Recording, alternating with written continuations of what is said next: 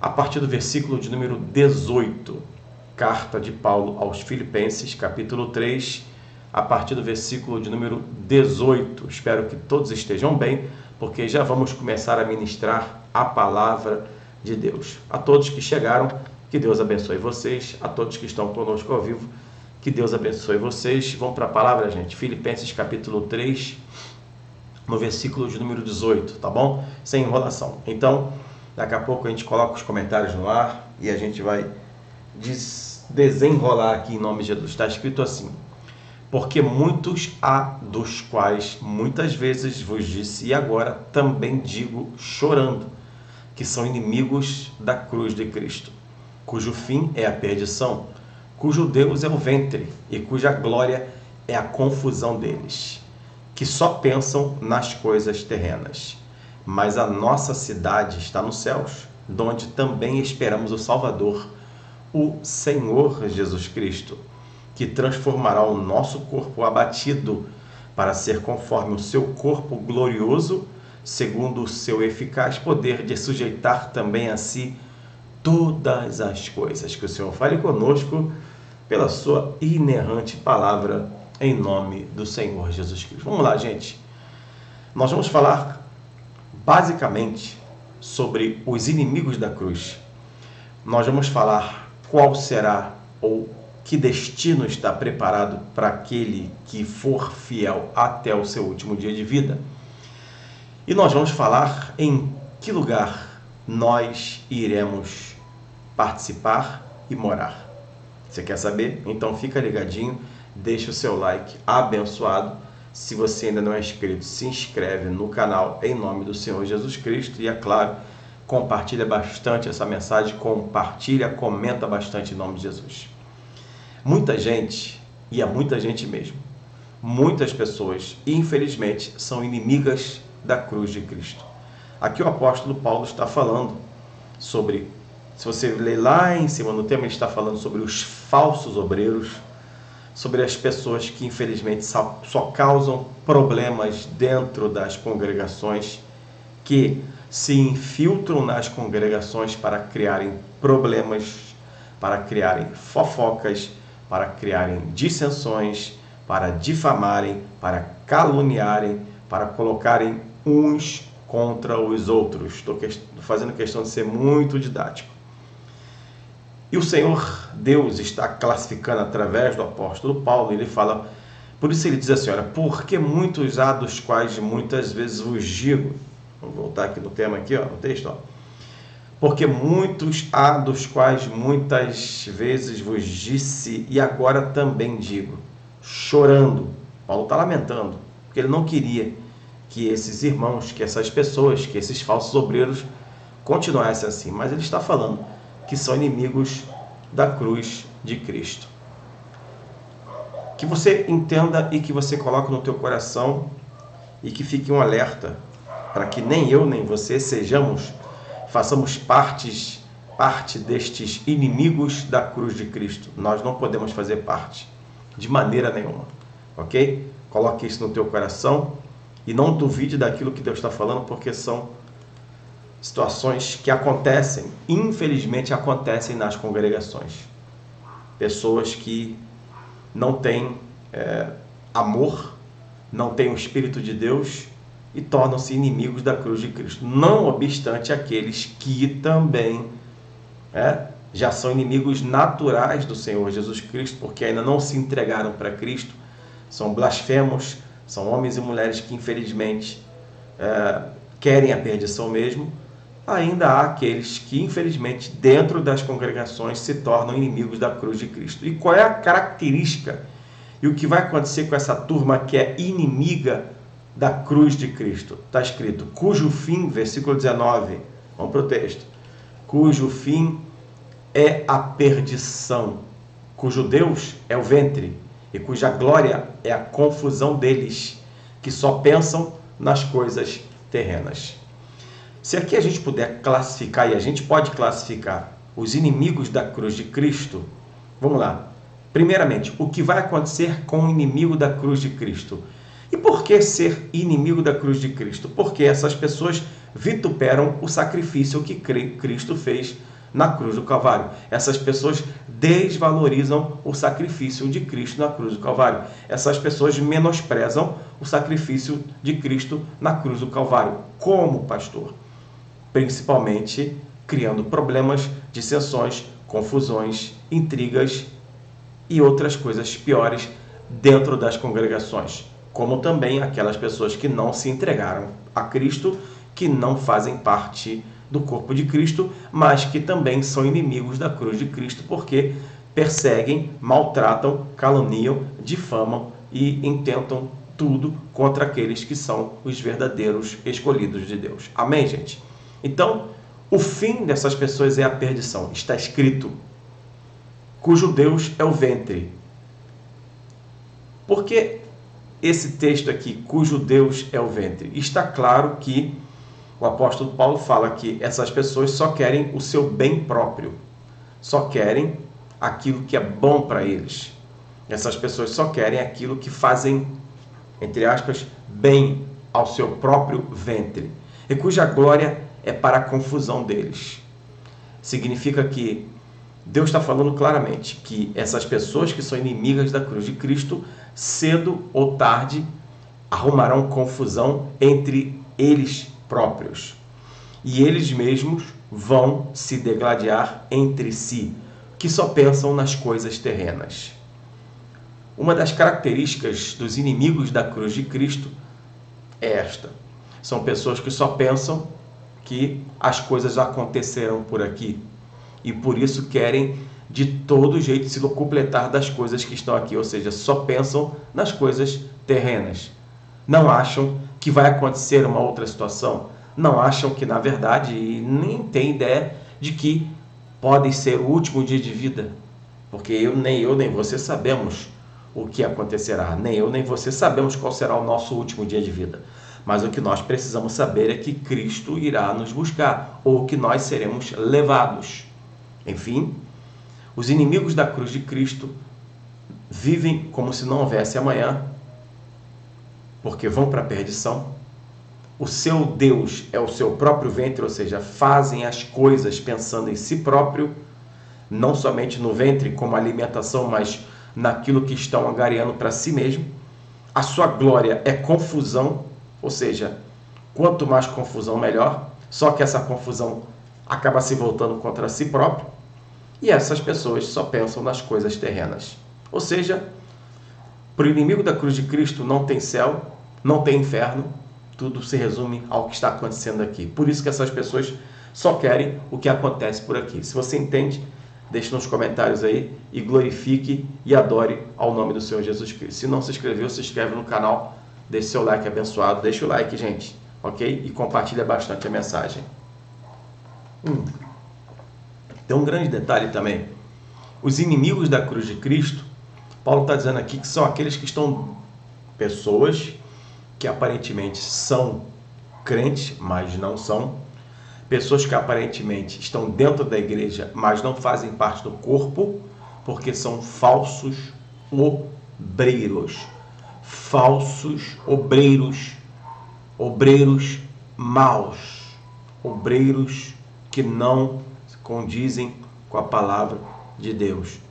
Deus está falando comigo e contigo. Se você crer, você pode glorificar o nome do Senhor Jesus Cristo. O texto continua falando. Se você crê, se você entende que Deus está falando, comenta aí, bota nos comentários aí. Agora, os próximos versos. Mas a nossa cidade está nos céus, a grande Jerusalém celestial, donde também esperamos o Salvador, o Senhor Jesus Cristo. Bom, aquele que não é inimigo da cruz de Cristo, muito pelo contrário. Aquele que serve ao Senhor Jesus, eu e você, quero crer, né? Servimos ao Senhor Jesus em espírito e em verdade, temos a plena certeza que a nossa cidade não é essa, que o nosso mundo não é este. Na verdade, Deus tem preparado um outro local para nós, e é claro, a nossa terra chama-se, e a nossa cidade chama-se Jerusalém, a Jerusalém celestial. Por isso, nós não nos apegamos às coisas desta terra, ou nós não nos fixamos nas coisas terrenas e nas coisas passageiras. Pelo menos tem que ser assim, ok? Está escrito: mas a nossa cidade está nos céus, donde também esperamos o Salvador, o Senhor Jesus Cristo. Que fique claro, então, que se cremos na cruz de Cristo, ou seja, se cremos que Ele morreu, ressuscitou, está à direita do Pai e vive em nosso meio, temos a certeza que também, agora o próximo versículo aqui, mata tudo, né? Que transformará o nosso corpo abatido após, né? Para ser conforme o seu corpo glorioso, segundo o seu eficaz poder, de sujeitar também a si todas as coisas. Que momento será esse? Será o momento do arrebatamento, ou será o momento onde nós seremos ressuscitados. Se a gente morrer antes da volta de Jesus, né? Se ele voltar para a gente antes, nós vamos falecer, ok? E seremos ressuscitados naquele grande dia, no dia do arrebatamento. Ou seja, então seremos transformados. O nosso corpo abatido será transformado para ser conforme o seu corpo glorioso. Ou seja, a gente vai ser transformado em corpo de glória no momento do arrebatamento, ou no momento em que fomos ressuscitados. E é claro, a gente já explicou sobre isso, né? Primeiro nós vamos ser os mortos serão ressuscitados, e em fração de segundos também nós, aqueles que estamos vivos, se acontecer, né? Isso aí pode ser agora, pode ser amanhã, nós depois seremos literalmente arrebatados e o nosso corpo será transformado. Para isso, eu quero ir à primeira carta do apóstolo Paulo à igreja que estava em Tessalônica. Primeira carta do apóstolo Paulo à igreja que estava em Tessalônica. É um texto bem conhecido, né? Ou pelo menos deveria ser bem conhecido entre nós. Primeira carta do apóstolo Paulo à igreja que estava em Tessalônica, capítulo de número 4, ok, gente? A partir do versículo de número 13. Primeira epístola de Paulo aos Tessalonicenses 4:13, ok? Para você poder entender aí. Vamos lá, deixa eu ver se eu acho aqui. Ok, tá aqui. Já botei na tela para vocês aí, tá? Vamos falar sobre isso que vai acontecer, né? Porque os inimigos da cruz de Cristo, então, terão o seu pago, ok? Eles irão para a perdição, porque tudo que eles pensam é só o que acontece aqui nessa terra, e eles só querem dissensões, problemas, confusões. O seu Deus é o ventre, porque eles só pensam em si próprio. Mas nós que cremos no Senhor Jesus Cristo e que seremos e somos fiéis, é claro, nós temos algo muito importante de Deus preparado para as nossas vidas. Alguém pode glorificar Deus por isso? Deus está falando conosco, Deus está falando contigo, em nome de Jesus. Está escrito assim: não quero, porém, irmãos, que sejais ignorantes acerca dos que já dormem, ou seja, daqueles que já morreram, para que não vos entristeçais, como os demais, que não têm esperança. Paulo está falando claramente que tem gente que acha que morreu, um abraço. Não, gente. A nossa vida, na verdade, não termina com a morte, não. Na verdade, ela começa uma vida muito importante. Começa a vida com Cristo, uma vida eterna. Porque se cremos que Jesus morreu e ressuscitou, assim também aos que em Jesus dormem, Deus os tornará a trazer com ele. Óbvio, se você crê que Cristo morreu por ti e ele ressuscitou, obviamente, se você está em Cristo, se você morrer, você também ressuscitará. Dizemos-vos, pois isto pela palavra do Senhor, que nós, os que ficarmos vivos para a vinda do Senhor, ou seja, aqueles que estiverem vivos quando do arrebatamento, não precederemos os que dormem. Paulo está falando, porque o mesmo Senhor descerá do céu com alarido e com voz de arcanjo e com a trombeta de Deus, e os que morreram em Cristo ressuscitarão primeiro, aquilo que eu falei, né? Depois nós, os que ficarmos vivos, seremos arrebatados juntamente com eles nas nuvens, a encontrar o Senhor nos ares, e assim estaremos sempre com o Senhor.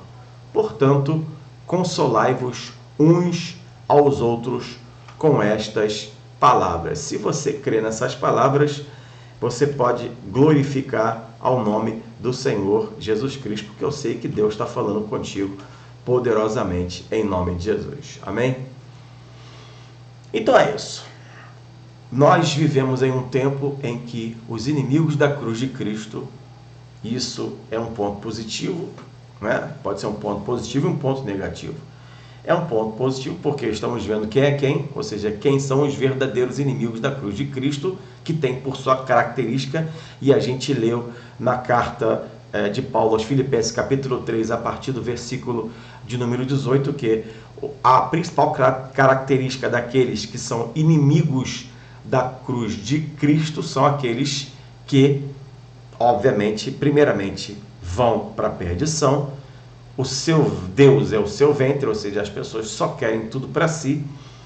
A sua glória é confusão, ou seja, as pessoas que só querem tudo para si, automaticamente vão arrumar confusão, e vão arrumar confusão com todas as pessoas, até mesmo com aqueles que também são inimigos da cruz de Cristo. Ou seja, é um se degladiando contra o outro, que só pensam nas coisas terrenas. Se essas pessoas que são inimigas da cruz de Cristo só pensam nas coisas terrenas, elas não têm sequer certeza que haverá uma outra terra preparada para elas, porque elas não creem. Elas acham que creem, mas não creem que existe uma Jerusalém celestial, porque são inimigas da cruz de Cristo. Tanto para aqueles que são maus obreiros, quanto para aqueles também que nunca se entregaram ao Senhor Jesus Cristo. Nós cremos que a nossa cidade é a Jerusalém celestial. Nós, obviamente, se estivermos dormindo, ou seja, se a gente morrer, nós seremos arrebatados, primeiramente, seremos ressuscitados. E aqui eu li o texto de 1 Tessalonicenses, capítulo 4, a partir do versículo de número 13. E aqui em Filipenses, capítulo 3, versículo 21, está dizendo que transformará o nosso corpo abatido para ser conforme o seu corpo, ou seja, o corpo glorioso. Por quê, amados? Eu já expliquei sobre isso, não custa lembrar, né? Quando houver o arrebatamento, acontecerão duas coisas maravilhosas, né? Primeiramente, como está aqui em 1 Tessalonicenses, capítulo de número 4, a partir do versículo 13, os que dormem serão ressuscitados primeiro. E automaticamente ressuscitados, né, primeiramente, serão transformados num corpo de glória. Corpo de glória por quê? Porque habitarão nas nuvens. Nós iremos para as nuvens, nós iremos para os mais altos céus, onde a atmosfera é impossível de se respirar e onde o corpo se desintegrará e, obviamente, corpo de glória. Então, corpo de glória vai flutuar, corpo de glória não vai sentir a questão do rarefeito, não vai sentir nada, nenhum tipo de atmosfera vai impedir que um corpo de glória esteja atuante ou esteja vivo. Por isso seremos transformados já em corpo de glória, nesse corpo glorificado, o mesmo corpo glorificado de Cristo. Você pode glorificar Deus por isso. Por isso Cristo, depois de ressurreto, ou seja, depois que Cristo ressuscita, ele volta à sua forma normal de corpo glorificado, e ele chegava e saía e ninguém via, porque como corpo glorificado, ele não tem mais limite de tempo, de espaço, de lugar ou de circunstância. Ele passa pelas paredes, ele simplesmente vai de um lugar para o outro em questão de milésimos de segundo, corpo de glória. Esse corpo que nós vamos ter, aleluia. Então os mortos serão primeiramente ressuscitados, transformados em corpo de glória, aleluia. E nós, se a gente estiver vivo ainda, arrebatamento, o nosso corpo também será glorificado, aleluia. Deus está falando conosco. Depois nós, versículo 17, os que ficarmos vivos, seremos arrebatados juntamente com eles nas nuvens, a encontrar o Senhor nos ares, e assim estaremos sempre com o Senhor. O nosso corpo também será transformado em corpo de glória, porque assim como aqueles que foram ressuscitados, nós também subiremos as nuvens aos mais altos céus, e é claro, onde a atmosfera não é nem um pouco agradável, então a gente não vai conseguir respirar, a gente vai morrer congelado, né? Se normalmente coisas acontecerão, mas corpo glorificado que teremos, nós flutuaremos e voaremos com o nosso Deus, e habitaremos na grande Jerusalém celestial. Enquanto isso, aqui na terra, queridos, a situação vai estar em caos, né? Imagina, arrebatamento, pilotos serão arrebatados, né? Motoristas serão arrebatados, crianças serão arrancadas do ventre das mães. Gente, olha que loucura que vai acontecer. Crianças serão arrebatadas, os salvos serão arrebatados, enfim. E a Bíblia diz que é no abrir e piscar de olhos. Vai ser assim, ó, puf, e de repente o caos no mundo. Diz a Bíblia que não houve, nem haverá dia mais terrível como esse. Um dia de caos na face da terra. Depois disso, eu já tenho falado sobre isso, a gente já tem debatido bastante. Depois que tudo isso, né, que esse clímax todo passar, aí então virá o anticristo para poder, o anticristo com falso profeta, lembrando que não vai ter mais Espírito Santo na terra, ou seja, se não tem mais Espírito Santo, ninguém vai entender, nem sequer aqueles pseudo-crentes que ficaram aqui vão passar a entender, porque, gente, eu não estou numa tese aqui, eu não estou aqui numa monografia, numa tese aqui de faculdade de teologia, eu estou aqui falando do que está na Bíblia. E é muito claro, hoje nós só temos entendimento do reino de Deus, só estamos aqui pregando, e você só está me entendendo porque temos a presença do Espírito Santo de Deus aqui. Se o Espírito Santo não estivesse aqui, eu estava falando aqui abobrinho e você não está entendendo absolutamente nada. Então assim será depois do arrebatamento. Infelizmente, aqueles que ficarem aqui, que não forem judeus, bem claro, né?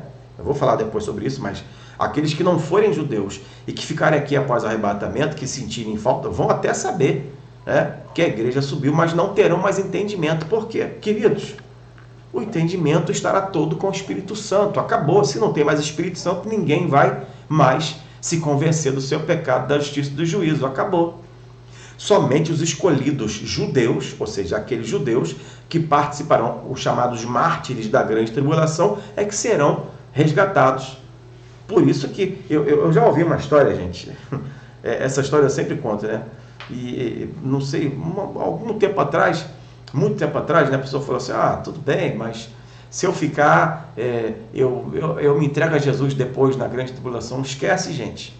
Se você morrer sem Cristo, já era. E se a igreja foi arrebatada agora e você ficar, já era também, a menos que você seja judeu e a menos que você vá sofrer todo tipo de tortura, de problema na grande tribulação, porque os mártires serão salvos. O restante, que é aceitar o número da besta, que é aceitar a marca da besta, já era. Então, amados, assim será depois do arrebatamento. O anticristo virá, selará, porque o mundo vai entrar em caos. E qual é o papel do anticristo, que vai ser um judeu, né, acompanhado de um falso profeta, que eu não sei quem vai ser, não vou nem levantar a conjectura aqui. Então, esse anticristo, diz a Bíblia, ele vai ter poder para operar sinais e prodígios. A Bíblia diz que o anticristo operará sinais e maravilhas depois do arrebatamento. Então, serão 3 anos e meio, esse anticristo, o anticristo vai selar um tratado de paz entre todas as nações, ok? E o anticristo estará num templo em Jerusalém. Inclusive, esse templo já começou a ser construído em Jerusalém, um novo templo, ok? Então, o anticristo estará lá reinando. E diz a Bíblia, não sou eu que estou falando, é a palavra de Deus. A gente vai falar muito sobre isso. Que esse anticristo operará grandes sinais, ele será um grande pacificador da terra. E ele será literalmente adorado. Diz a Bíblia que ele sentará no trono como se Deus fosse. E ele fará coisas que vai enganar a todos. No meio desse tratado de paz, o anticristo cessa o tratado de paz e aí toda uma guerra mundial é voltada contra Jerusalém. Ok? E aí, é claro, diz a Bíblia que no vale de Meguido ou de Armagedon será a grande batalha final, a batalha do Armagedon, quando aí sim, né? Diz a Bíblia que boa parte de Jerusalém e dos judeus, infelizmente, vai ser morta. Grande parte vai fugir para as montanhas, para as colinas, para as montanhas. Vão se esconder em cavernas. Enquanto isso, tem a grande batalha de Meguido, do Vale do Armagedon. Ok? Mas, nesse dia, diz a Bíblia que, assim como o relâmpago que sai do Oriente e se mostra no Ocidente, assim será a vinda do Filho do Homem. E todos verão. Porque no arrebatamento ninguém verá Jesus, ninguém nos verá. Vai ser assim, ó, puf, abriu, piscou o olho, arrebatamento, igreja subiu. Mas no dia da batalha do Armagedon, nós seremos vistos. O Senhor Jesus será visto no céu. Diz a Bíblia que as estrelas cairão. O sol, olha, gente, vai ser algo nunca antes visto. E aí nós desceremos com o Senhor Jesus Cristo. E diz a Bíblia, diz a palavra de Deus, que nesta batalha o Senhor Jesus vai derrotar o anticristo, vai derrotar a besta, vai derrotar o falso profeta, e todos serão lançados no lago de fogo e enxofre. Depois nós teremos, antes do lago de fogo e enxofre, nós teremos o milênio, ok? Diz a Bíblia que serão novos céus e nova terra, e esse milênio vai ser tremendo. E então os livros serão abertos, haverá um grande julgamento do trono branco, e aí todo o joelho se dobrará, e toda língua confessará que Jesus Cristo é o Senhor. Então veja o que está preparado para mim e você, porque nós lemos aqui em Filipenses capítulo 3, no versículo 18, acerca das coisas que vão acontecer e acerca das coisas que já estão acontecendo. E Paulo fala, não fiquem tristes, não chorem, não fiquem tristes, porque muitos há dos quais muitas vezes vos disse que agora também vos digo que são inimigos da cruz de Cristo, cujo fim é a perdição, cujo Deus é o ventre. Mas a nossa cidade está nos céus, de onde também esperamos o Salvador. E quando eu li em 1 Tessalonicenses capítulo 4, a partir do versículo de número 13, Paulo fala, olha, não quero, porém, irmãos, que sejais ignorantes acerca dos que já dormem, daqueles que morrem, para que não vos entristeçais. Ele está falando, calma, gente, todos nós, os vivos e os mortos serão ressuscitados e nós seremos transladados, se assim naquele dia a gente estiver vivo. Há algo muito especial para mim e para você, que é inenarrável, indescritível, indelével, não tem preço. E é por isso que estamos aqui, sofrendo, passando dificuldades, problemas terríveis aqui neste tempo. Gente, como estamos passando por coisas terríveis, como estamos sendo perseguidos, mas, gente, nada comparado ao que vai acontecer na grande tribulação. Ok? Aliás, eu sempre disse, sempre lembro que o teste para a grande tribulação, o teste para o reinado do anticristo está acontecendo na Terra desde do fatídico episódio de 2020, que eu não vou falar aqui para não derrubar essa live, né? Você já sabe o que aconteceu, né? Todo mundo trancado dentro de casa, todo mundo tomando picadinha, né? Todo mundo sendo controlado, você entra, você sai, né? Você vai para lá, vem para cá, se você só tiver isso, se não tiver, não vai, não entra, não sai. Pensa nisso, multiplicado a enésima potência do reinado do anticristo, quando todo mundo só vai poder fazer acontecer se tiver o número da besta, ok? Ou aqui, ok? Então, é isso que está sendo preparado. Por que Deus deixou acontecer tudo isso? Para que a igreja seja despertada. Por que Deus deixou acontecer esse controle mundial do você só vai onde eu quero, você só entra onde eu quero, você só sai se eu quiser, você só... Enfim, por que fomos controlados? Foi permissão de Deus, para que a gente entenda que a gente precisa se consertar com Cristo a cada dia, que a gente precisa firmar nossa vida no Senhor, porque esse será o nosso destino, ou será o fim daqueles que infelizmente não se entregarem a Cristo. Alguém entende o que Deus está falando, gente? Se acontecer agora do arrebatamento, já era para quem não se entregou a Jesus Cristo. Pelo amor de Deus, tire esse pensamento. Se Jesus voltar e eu estiver vivo, não tem importância não, depois eu aceito. Gente, o Espírito Santo não estará mais na terra, você não terá mais forças para suportar, você vai sucumbir à besta, e você vai ter que colocar o número da besta na sua testa ou no seu braço.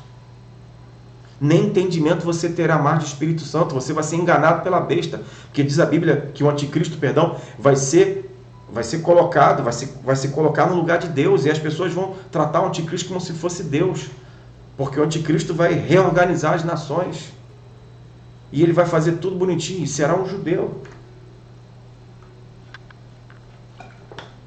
E às vezes eu vejo as pessoas, não tem importância não, como se as pessoas imaginassem ou soubessem se vão ficar vivas até lá. A gente acha que Jesus Cristo vai voltar, ele está voltando, a gente acha. Para falar a verdade, os sinais estão aí. Eu já tenho falado em muitas pregações aqui, algumas pregações, e eu disse em uma das pregações minhas que, sabe qual é a única coisa que está faltando para a volta de Jesus?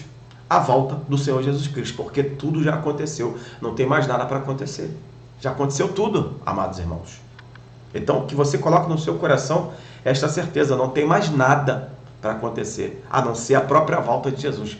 Tudo já aconteceu. toda a inversão de valores, todas as tragédias, toda a pestilência, toda a fome, toda a peste, todo o mal, toda a perseguição. Ok, tá aí. Eu sempre digo, nós voltamos aos dias de Noé. Nos dias de Noé, casavam-se, davam-se casamento, viviam como se não tivesse amanhã, até que a arca se fechou e começou a chover. E as pessoas depois quiseram, mas não puderam mais se salvar. Então estamos nos dias de Noé novamente. Só que agora, queridos, nos dias de Noé veio chuva dos céus. Depois, amados irmãos, do arrebatamento vai vir fogo dos céus para consumir. Diz a Bíblia que não sobrará pedra sobre pedra. Que o Senhor fale conosco, que o Senhor te alerte, que o Senhor te console, que o Senhor te dê forças e que eu e você possamos entender que precisamos nos apegar ao Senhor Jesus Cristo a cada dia. Precisamos ser homens e mulheres fiéis ao Senhor, crentes de verdade. Amados, quando Paulo fala aqui em Filipenses capítulo 3, no versículo 18, dos inimigos da cruz de Cristo, pelo amor de Deus, longe de mim, longe de você, ser inimigo da cruz de Cristo. E a característica está dada aqui, gente. Eu quero sempre manter isso para você poder entender que a característica está dada. E o inimigo da cruz de Cristo vai para a perdição, o Deus é o ventre e a glória está na confusão. Esses são os inimigos da cruz de Cristo. E eles só pensam nas coisas terrenas. Tem um bocado de gente dentro das congregações, dentro das igrejas, que são exatamente assim. Então tá fácil de discernir. O que você tem que fazer? Não se mistura com esse tipo de gente. Diz a Bíblia que a esses tais nem saudade. Se está escrito, quem sou eu para contradizer o que está escrito na Bíblia? O que você tem que fazer é procurar, como eu sempre falo, uma igreja séria, com pastores ou com pessoas sérias, que são os dirigentes, e que você, acima de tudo, precisa buscar o Senhor Jesus em espírito e em verdade, acima de todas as coisas. Que eu e você possamos, aqui na internet é a mesma coisa, né? Aqui na internet é a mesma coisa, a gente tem pregação para tudo quanto é tipo de gente, e gente para tudo quanto é tipo de pregação e situação aqui na internet, então você precisa estar filtrando e filtrando muito bem. Para isso você tem que usar a Bíblia. Se você usar a Bíblia, você vai filtrar bastante e vai saber quem é e quem não é. Eu quero orar pela tua vida, eu quero ministrar vitória sobre a tua vida, porque certamente o Senhor tem falado e vai continuar falando. Na tua casa agora aí, onde você estiver, faça assim com as tuas mãos, porque eu vou orar por você. Agora é hora da ministração, a oração profética. Por que oração profética? Porque eu vou ministrar sobre a tua vida algo maravilhoso que vem da parte de Deus. Eu vou profetizar sobre a tua vida o melhor de Deus em nome de Jesus. Amém? Senhor, nesse momento nós mais uma vez estamos em tua presença, mais uma vez pedimos a tua graça e o teu perdão. E agora sobre cada vida, e agora sobre cada lar, e agora sobre cada casa, nós profetizamos a tua libertação. Nós profetizamos a tua cura e nós profetizamos a tua salvação. Repreendemos todo mal. Senhor, nós não queremos ser inimigos da cruz de Cristo. Portanto, Senhor, nos conserva, homens e mulheres santos e fiéis à tua presença, na tua presença e a tua palavra. Senhor, que a tua palavra nos liberte a cada dia, que a tua palavra nos transforme, que ela gere fé em nossos corações a cada dia, Senhor, porque dias difíceis estamos vivendo. Assim diz o Senhor. Porquanto tenho-vos dado livramento após livramento. Mas muitos ainda têm dito assim: Senhor, não estou aguentando mais. Quando o vosso Deus está vos livrando, está vos guardando. E o que está acontecendo convosco não é nada comparado ao que deveria estar acontecendo, mas o Senhor vos livrou e vos guardou. E assim o Senhor vos diz: eu vou continuar vos dando livramento e guardando. Aquele que tem sido fiel ao vosso Deus está sendo livre, está sendo guardado a cada dia. Mas assim diz o Senhor: virão tempos, e esses tempos estão chegando, em que provareis das benevolências e daquilo que o vosso Deus preparou para as vossas vidas ainda neste presente. Estejais ligados e saibais, os dias e os tempos estão chegando.